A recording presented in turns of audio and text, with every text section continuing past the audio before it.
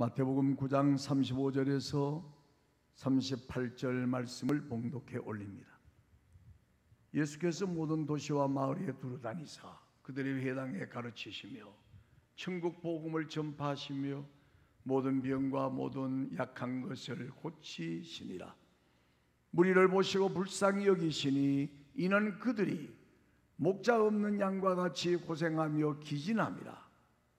이에 제자들에게 이르시되 추수할 것은 많되 일꾼이 적으니 그러므로 추수하는 주인에게 청하여 추수할 일꾼들을 보내주소서 하라 하시니라. 아멘. 추수할 일꾼들을 보내주소서, 이런 제목을 가지고 이 아침에 은혜를 얻고자 합니다.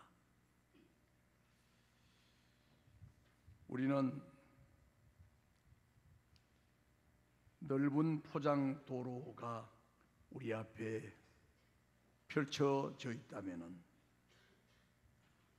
또 포장이 되지 않은 오솔길이 펼쳐져 있다면은 어느 길로 갈까? 가는 사람마다 그 길이 다를 것입니다. 다 똑같은 길로 가지는 아니할 겁니다. 8차선으로 포장된 넓은 길이라 해도 낭떠러지로 가는 길이라면 나쁜 길이 될 수 있습니다. 포장이 안 된 불편한 오솔길이라 할지라도 푸른 풀밭과 또 맑은 시내 물가로 인도하는 길이라면 그 길은 정령 좋은 길입니다. 예수님께서 이렇게 말씀하신 바 있습니다. 마태복음 7장 13절 14절 말씀에서 좁은 문으로 들어가라. 멸망으로 인도하는 문은 크고 그 길이 넓어 그리로 들어가는 자가 많고 생명으로 인도하는 문은 좁고 길이 협잡아야 찾는 자가 적다라고 말씀해 주셨습니다. 이 말씀은 멸망으로 인도하는 문으로는 사람들이 몰려들고 있고 생명으로 인도하는 문을 찾는 사람은 적다는 말씀을 하고 계십니다. 그러므로 생명의 문으로 인도하는 자가 꼭 필요하다는 말이지요. 오늘 본문 말씀에서는 먼저 36절 말씀에서 양은 많은데 목자 없는 양이 많다고 말씀하고 있습니다. 하나님께서는 사람을 양에 비유하셨습니다. 양은 목자 없이는 살 수 없는 동물이 아닙니까? 그러므로 양과 같은 사람은 목자 없이는 진정한 평안과 행복을 누릴 수 없다는 말이기도 합니다. 예수님은 친히 요한복음 10장 11절 말씀에서 나는 선한 목자라 말씀해 주셨습니다. 목자 되신 예수님과 함께 하지 않는 삶은 결코 행복할 수가 없다는 말입니다. 하나님께서 뜻하신 생의 목적을 이룰 수가 없다는 것입니다. 그래서 예수님께서는 많은 사람들을 보시고 불쌍히 여기셨다고 하지요. 왜 예수님께서 그들을 불쌍히 여기셨습니까? 그들이 고생하며 기진한 모습을 보셨기 때문입니다. 그들이 문제의 핵심이 뭐냐 이 말이죠. 핵심은 바로 그들에게 목자가 없다는 것을 보았기 때문입니다. 여러분들, 그러므로 먼저 참된 목자 되시는 예수님을 통하여 살아가는 하나님의 백성이 된 자들은 목자가 없는 양을 그냥 방치해도 되느냐? 아니 되는 겁니다. 그래서 우리에게 추수할 일꾼으로 보내주셨는데도 아직도 이 사명을 모르고 방황하고 있는, 이리 갈까 저리 갈까 어느 길로 갈까 방황하고 있는 나의 모습은 아닌지, 우리 주님을 통하여 구원의 은혜를 입었는데도 불구하고 목자 없는 양과 같은 모습으로 우리가 아직까지도 방황하고 있다면 주님이 주신 사명을 모르고 살아가는 자들이라는 말입니다. 그런가 하면 37절 말씀에서는 추수할 때를 놓치지 말아야 한다 말씀합니다. 성경에서 말하는 추수는 두 가지가 있습니다. 첫 번째 추수는요, 하나님 밖에서 살던 사람은 하나님 안으로 불러들이는 것을 추수를 한다고 말을 합니다. 두 번째는 현세에 살고 있던 인생을 거두어서 내세로, 장래로 불러들이는 것을 추수한다고 표현을 하고 있습니다. 중요한 것은 첫 번째 추수 없이는 두 번째 추수도 없다는 것입니다. 예수님께서 말씀하셨습니다. 요한복음 4장 35절에서 너희 눈을 들어 밭을 보라, 휘어져 추수하게 되었다 말씀하셨거든요. 이 말씀에서 우리는 지금 추수해야 할 한 영혼을 찾아야 한다, 그 말씀입니다. 지금 찾아야 한다. 더욱이 그 한 영혼 뒤에는 또 다른 수많은 영혼들이 기다리고 있다는 사실이지요. 그렇기 때문에 사도 바울은 말합니다. 디모데후서 4장 2절에 보니까 너는 말씀을 전파해라, 때를 얻든지 못 얻든지 항상 힘쓰라 말씀하고 있습니다.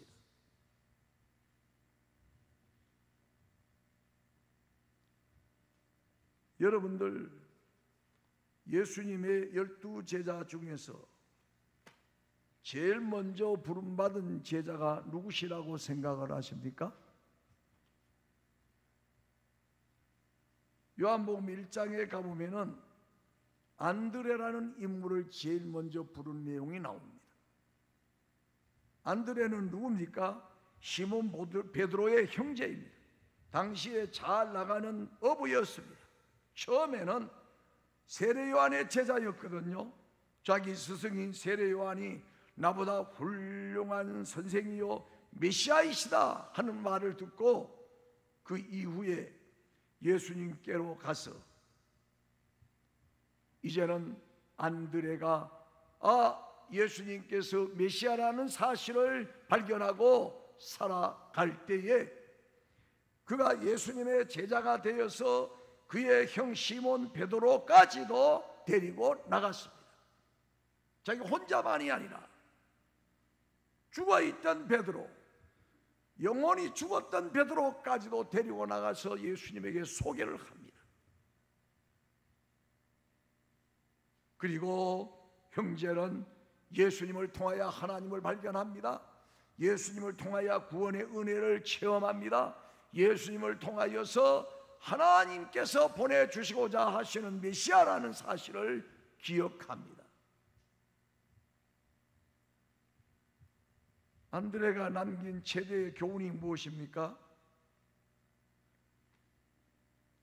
이 한 사람 베드로에 대한 깊은 관심과 비전을 가지고 있었습니다. 그래서 예수님께로 데리고 왔습니다. 사람으로 볼 때는 무식합니다. 배우지 못했습니다. 성격이 대단합니다. 그런데 그를 정성을 다하여 하나님의 사람으로 데리고 가서 길러 나가는데 어려움이 없도록 인도해 나갔습니다. 그래서 기독교의 초석을 놓고 드디어 예수 그리스도를 증거하는 위대한 지도자를 만들었지 않습니까?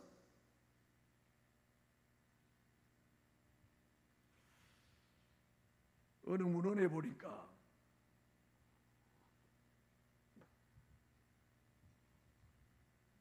안드레는 그리스에 가서 전도를 하다가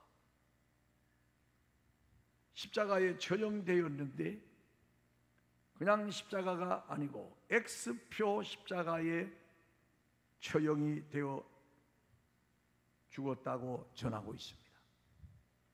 그 이후에 종교개혁자들에 의해서 이 안드레의 사적이 발굴이 되고 스코틀랜드의 잔 낙스에 의해서 성 앤드루스라는 도시를 만들어서 그곳에다가 큰 교회를 이루고 이 안드레를 기념하는 예배당을 만들어서 많은 사람들에게 안드레의 겸손함과 안드레의 불붙는 그 뜨거운 열정적인 신앙과 또 형제를 구하고 복음을 위해서 일하다가 순교의 제물이 된 그 놀라운 역사를 보여주었다고 하는 글이 있습니다. 여러분들 혹시 영국이 통합이 되기 전에 스코틀랜드가 따로 있었습니다. 스코틀랜드 국기가 따로 있습니다. 파란색 바탕에 흰색 십자가가 그려져 있는데 그 십자가가 그냥 바르게 그어진 십자가가 아니고 안드레가 죽었던 화형의 십자가, X자로 된 십자가가 흰색으로 그어져 있는 국기를 사용하다가 영국 국기와 합쳐질 때에 영국 국기의 십자가의 배경이 되었다고 전해지고 있습니다. 이와 같은 예수 그리스도를 통하여 살아가는 데 복음의 사람으로 증거자로 살아가던 자, 오늘 본문을 통하여 우리는 기억할 것이 무엇이냐? 말씀을 전파하라. 때를 얻든지 못 얻든지 항상 힘쓰라고 하는 이 말씀을 붙들고 우리는 한 영혼을 찾아서 지금 추수할 수 있는 일꾼으로 사용되어야 할 것입니다. 마지막으로는 38절 말씀에서 네가 추수하라 말씀하고 있습니다. 네가 추수하라. 이 추수할 일꾼들을 보내 주소서 하라. 예수님께서 이렇게 말씀하시는 의도가 무엇이었습니까? 말씀을 듣는 너희가 추수할 일꾼이 되어라, 그 말입니다. 전도하는 일은 그리스도인에게 있어서 거룩한 사명입니다. 거룩한 부담입니다. 그래서 하나님께서는 이스라엘 백성들에게 하나님을 향한 열정을 잃어버린 시기에 하나님으로부터 이사야에게 말씀한 내용이 있습니다. 이사야서 6장 8절에 보니까 내가 또 주의 목소리를 들으니 주께서 이르시되 내가 누구를 보내며 누가 우리를 위하여 갈고 하시니 그때 내가 이르되 내가 여기 있나이다 나를 보내소서. 아멘. 어느 교회나 우리 교회에도 일꾼이 부족하지 않습니까? 그래서 우리 교회에도 일꾼을 주소서 하나님 기도하는 분들이 많습니다. 바로 그들에게 주님은 이렇게 말씀을 하는 겁니다. 너는 어디 있느냐? 너가 일꾼이 되기를 원해라. 다른 일꾼을 보내달라고 하기 전에 네가 일꾼이 먼저 되어라. 이사야 선지자를 향하여서 하나님이 그 어려운 시기에 어려운 시국에서 나라를 구하고 백성을 구할 하나님의 일꾼으로 너가 먼저 보냄받은 일꾼이 될 것을 촉구했던 것을 우리가 보게 됩니다. 그러므로 오늘 저와 여러분들에게도 너가 먼저 나가서 저 영혼에게 다가서라. 저 영혼을 건드려라. 저 영혼을 불쌍히 여겨라. 저 영혼을 위하여 기도해라. 저 영혼을 위하여 하나님 앞에 맡기고 불러드려라. 지금 주님이 말씀하고 계신다는 사실을 우리는 기억해야 됩니다. 우리는 이런 귀한 하나님의 생명의 말씀을 따라 살아가면서도 무심코 지나쳐버릴 때가 얼마나 많은지 모릅니다. 주님이 주시는 생각과 마음에 순종해야 되는데 순종하지 못할 때가 우리가 얼마나 많은지 모릅니다. 그러므로 우리는 순종할 때 성령께서 우리를 통하여 사역하시는 줄로 믿습니다. 한 번은 미국에서 에드워드 킴벌이라고 하는 분이 목사님으로부터 설교를 듣고 복음의 사역자로 일해 나가야 되겠구나, 복음의 사역자로 일하려면 누구를 데려가야 될까? 누구에게 복음을 먼저 증거해야 될까?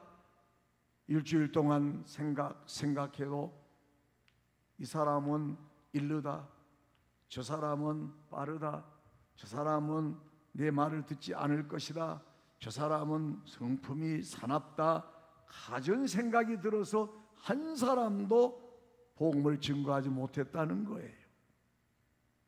그러다가 아침에 직장을 나가면서 또 새로운 주일은 다가오는데 직장을 나가면서 지나가는데 항상 구두방 앞을 지나갔다는 거예요. 지나갈 때마다 그 구두방에는 자기가 출근하기 전에 먼저 출근해서 구두방을 깨끗이 씻고 닦고 청소를 하는 사람을 보았다는 겁니다. 돌아올 때가 보면은 저녁 늦은 시간이지만 집에 가지 아니하고 열심히 구두를 깁는 사람을 봤다는 거예요. 내가 여태까지 지나다니면서도 저 사람에게 예수를 증거한 적이 없었구나. 오늘 회사 들어가 보자. 문을 열고 들어갔어요. 구두에 대한 이야기를 나눈 거예요. 그러다가 하는 말이, 당신은 많은 사람의 구두를 위해서 정말 아주 편한 신발, 아름다운 신발, 좋은 신발을 신겨주기 위하여 그토록 남의 신발을 만들고 또 뜯어진 신발, 찢어진 신발을 다시 수리해서 그 냄새나는 신발까지 지고 열심히 기워서 주인을 기쁘시게 하는 그런 사람으로 살았는데, 이제는 최고의 사람에게, 최고의 신에게 이제는 좀 그렇게 헌신할 수 없을까요? 그분이 누굽니까? 하나님이십니다. 그때부터 그 사람이 마음이 감동이 됐대요. 일주일 동안 그토록 마음이 아팠는데 증거하니까 감동을 받아서 그 사람이 도대체 어떤 분이길래 그렇게 하나님을 내게 소개합니까? 나도 좀 압시다. 주일날 내가 아침 일찍 오리다. 약속을 하고 교회를 모시고 갔어요. 그 젊은 청년이 누구냐? 미국의 암흑기에 하나님의 귀한 생명의 말씀을 부르짖으며 죽었던 생명을 이끌었던 부흥사 무디 목사님이 된 사람입니다. 본인은 우연히 들어간 것처럼 하지만은 벌써 이미 하나님께서는 작정하신 겁니다. 오늘 우리들 하나님 앞에 기도할 때 누구를 만나든지 간에 복음의 입을 열게 해 주십시오. 추수할 일꾼이 제어입니다. 제가 나가서 복음을 증거할 수 있도록 해 주십시오. 누구든 좋습니다. 기도하시자 이 말이죠. 줄기차게 끊임없이 변함없이 꼭 내게 잘해주는 사람만이 아닙니다. 못해주는 사람도, 처음 보는 사람도, 생각지도 않던 사람에게도 복음을 증거해서 그 사람이 복음의 사람으로 만들어질 때까지 뒷바라지할 수 있는 우리들이 되어야 될 줄로 믿습니다. 원하옵기는 여러분들 추수할 일꾼을 보내주셔서 내가 일꾼이 되기를 원합니다라고 기도하는 우리가 되어서 내 자신이 하나님의 귀한 선교의 전도의 일꾼으로서 사명을 감당해 갈 수 있는 사명자들이 되어지시기를 주님의 이름으로 축원합니다. 아멘. 기도드리겠습니다. 하나님 아버지, 감사함을 드립니다. 우리가 이 땅에서 살다가 정말 그렇고 그렇게 살다가 우리가 간다면 얼마나 억울하겠습니까? 복음의 사람으로 붙들림 받아 하나님 앞에 이 명령을 받고 순종하며 살아야 되는데 순종하지 못한 것이 얼마나 많은지요. 복음의 사람으로 살아야 되는데 주소할 일꾼으로 살아야 되는데 살지 못한다고 하는 것 얼마나 부끄러운 일이겠습니까? 우리들 부끄러움을 당하기 전에 이 귀한 사명을 가지고 살아갈 수 있도록 복을 내려 주시옵소서. 예수님 이름으로 기도드리옵나이다. 아멘.